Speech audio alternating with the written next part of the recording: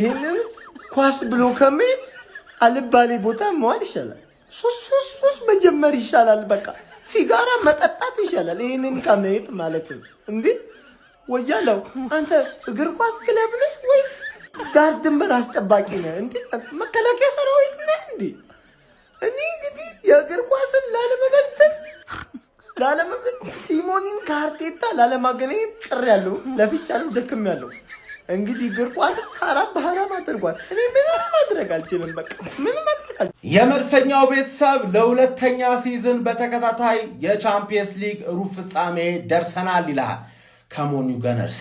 እንዴት ሰው 180 ደቂቃ ተጫውቶ አንድ ጎል ብቻ ይዞ ያልፋል ነው ማለት ገባርለ ባይዘዌይ ማን ነው ይሄን አጫወታችን ባለቀ ሰዓት 50 ምናምን ጨዋታ የተጫወተውን አርቴታ በሆነ አጫወት ማን ዝም ብሎ መጥቶ እንዳለ ሰርዞ የሆነ አጫወት አዲስ አጫወት ማን አጠብቅ። እዚህ ደረጃ ድረስ ያደረሰን አጫወት አለ፣ እሷን ማስቀጠል ነው ገባርለ። ሳውዛምተን ላይ አንድ ጎል አግብተናል፣ ቦርንማውዝ ላይ አንድ ጎል አግብተናል። ሌላ ጊዜ አንድ ጎሏ ትበቃ ነበር፣ አሁን ሁለት እየገባብን ነው ገባርለ። ስፖርቲንግ ደርሶ መልስ ምንም አለማግባቱ ዙሜንዲ ዛሬ አሪፍ ነበርሽ። ራይስ ሁሌ ነው የተገኘውን እድሎች መጠቀም አለመቻላችን ኖርማል ነው።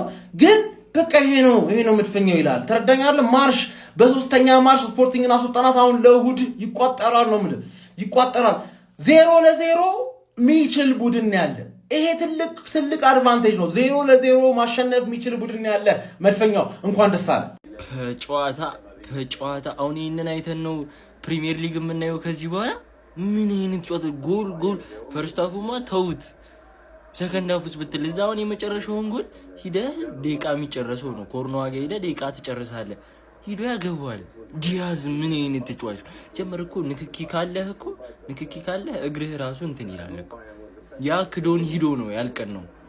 በስመ አብ ጨዋታ ምን አይነት ጽድት ያለ ጨዋታ ነው። እኔ አሁን ሙኒክን ከፒኤስጂ ብቻ አሳዩኝ በቃ። በስመ አብ ጨዋታ አርኪ የሆነ ጨዋታ። እሰይ ማድሪድ እሰይ ተሰጠሽ። ዋረጌ ፒኤስጂ ከባየር ሙኒክ ምን ነው ጨዋታ። ባየር ሙኒክ በስመ አብ በስተመጨረሻም በአግሪጌት ማለት ነው ባየር ሙኒክ 6-4 በሆነ ውጤት ማለት ነው ሪያል ማድሪድን ማሸነፍ ችሏል ማለት ነው። ይሄን ክለብ ሊደነቅ ይገባዋል። እውነት ነው የምላችሁ። በእርግጥ ሪያል ማድሪዶች ለፍተዋል፣ ካምባክ አድርገው ማለት ነው ወደ አቻነት መተው ነበር። ከዛ በኋላ ግን አልቻሉም። ቀይ ካርድ ካማቪንጋ፣ ከዛ በኋላ ጨዋታው ረብሻለ ማለት ይቻላል። ሉዊስ ዲያዝ እና ማይክል ኦሊሴ የኛ የቀድሞ ተጫዋች ወይኔ። ለማንኛውም ማለት ነው ኦሊሴ እና ዲያዝ ራሱ ልዩ ነበሩ። ሲጀመር ሙኒክ ማጥቃቱ እጅግ በጣም ያስፈራል። ትንሽ የሪያል ማድሪድ መከላከሉ ላይም ችግር ነበረበት።